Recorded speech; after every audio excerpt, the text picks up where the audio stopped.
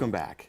June is National Dairy Month, and we have Rita from NDSU to talk about dairy farming and the community here in North Dakota and some interesting facts about dairy in general. Welcome. Thank you for having me back. Of course, we love having you back. We always learn so much from you, and I know that you've got some different things we're going to talk about today and also do, so make sure that you stay with us through the next segment. We're going to take a break in the middle because we want to give Rita as much time as possible. Yes. First, can you tell us, how can we support our dairy farmers? We can support our dairy farmers by eating dairy products. And the normal person is supposed to have 3 servings of dairy products a day. And if you want to go to my samples, the dairy products are 1 cup, 8-ounce cup of milk is a serving, a half a cup of ice cream, or cottage cheese, please. or yogurt. And then you can see the different types of cheese we have. We have American, we have Swiss, we have string cheese, we have cheddar cheese, and we have cream cheese.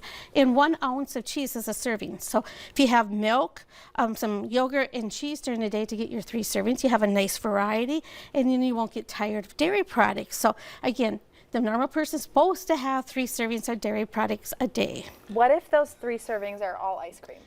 Well, you know, that's not our best recommendation, but it still is dairy, but you're going to have a higher fat content in your diet for the day if you just eat all ice cream. So how do you differentiate the different dairy products? Well, you know, it's just that our dairy products are basically cheese and milk, and that's what it is. And same with milk, you know, you just asked about ice cream. Yeah. Milk comes in, you know, whole milk, skim milk, 2% milk, and fat-free milk. You know, they all have the same number of nutrients, you know, calcium, and that's why we really want milk, is for the calcium, and they're a high protein source.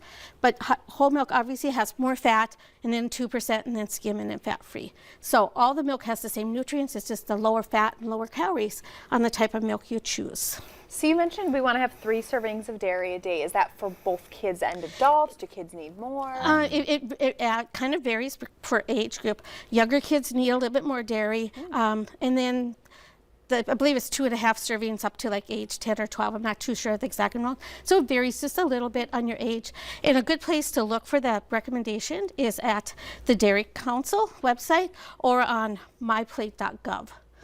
Those are 2 great websites to go for to find out exactly how much dairy you need to consume. Interesting. Right. So how do you classify different cheeses? Well, cheeses are classified by the type of milk they're made from. They're cow's milk, goat's milk, and buffalo milk or sheep milk, or a combination of any of them. Also, or the country or the region they're coming from. For instance, Parmesan cheese originates in Parma, Italy. Gouda cheese obviously is from Gouda. Yeah. And We've we had have some one of the Gouda. cheeses that are from the United States is our Kobe, and that originates in Kobe, Wisconsin. Oh, yay, Wisconsin. That makes sense now. Yeah, and then the age of the cheese. The fresh cheese is tended to eat right away. We age it. The longer it ages, the harder the cheese gets. And so that's the texture. So that's another way we My do. mom loves brie. Brie. Well, I believe that's the least favorite cheese. But it's She has an acquired Mama, taste. make It's from France, right? yeah, and so that's the other way we classify it, by the texture. The harder the cheese has the more moisture taken out of it, so then it's has a longer lifespan. And sometimes it's been aged for years before it hits the market. Yeah. And then flavor, again, that also has to do with the aging of it.